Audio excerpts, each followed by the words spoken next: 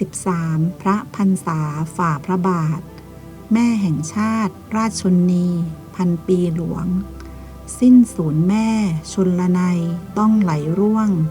ข้าทั้งปวงสุดเศร้าเฝ้ารำพัน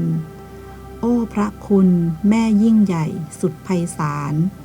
คือสายทานทั่วไทยใหญ่มหันต์ลูกรักแม่ตะบอดกาลนานนิรันดร์ส่งวิญญาณแม่นั้นสู่สวรรคาลัยน้อมสำนึกในพระมหากรุณาธิคุณเป็นล้นพ้นอันหาที่สุดมิได้ข้าพระพุทธเจ้านางสาวนิธิวดีประกอบกิจคลังจังหวัดสงขลาพร้อมด้วยบุคลากรสำนักงานคลังจังหวัดสงขลา